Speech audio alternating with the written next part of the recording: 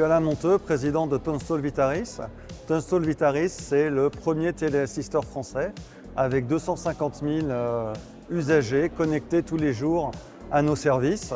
Et nos services, c'est quoi? C'est un bouton d'appel qui est connecté 24 heures sur 24, qui vous permet d'appeler en cas d'urgence, en cas de malaise, mais aussi simplement si vous avez envie d'échanger, voire même de rire un peu.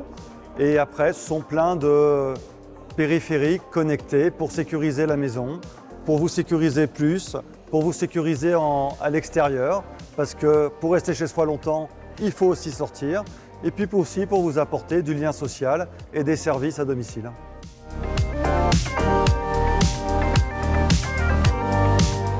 Donc pourquoi on est associé? Parce que c'est le festival de la filière, et donc on se doit d'être présent pour représenter la filière, pour voir les innovations qui existent, voir comment le marché évolue, trouver des idées, retrouver des personnes qu'on n'a pas vues depuis longtemps et puis faire un peu la promotion de nos services.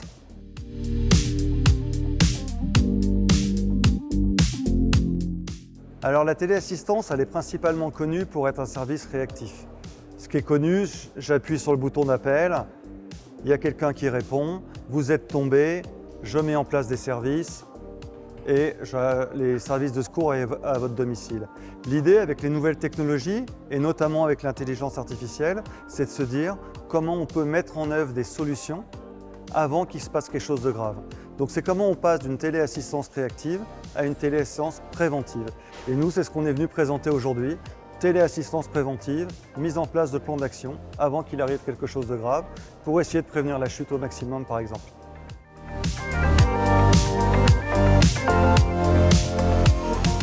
Nos ambitions futures, c'est de continuer de croître, de participer avec tout l'écosystème à faire progresser le marché de la téléassistance qui, quand on est ici, il a l'air connu, mais quand on est à l'extérieur, il n'y a aujourd'hui que 10% des personnes de plus de 75 ans qui ont la téléassistance en France. C'est très très loin de nos collègues d'autres pays. Donc moi, mes ambitions futures, c'est de faire en sorte de rattraper les pays voisins et de dépasser le seuil des 20%.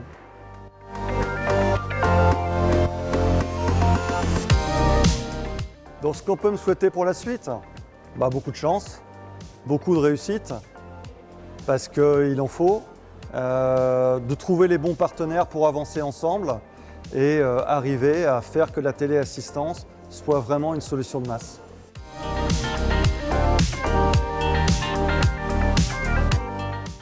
C'est toujours aussi bien organisé, c'est incroyable. Chaque année, je reviens et je me dis c'est encore mieux. Donc je pense que je reviendrai l'année prochaine.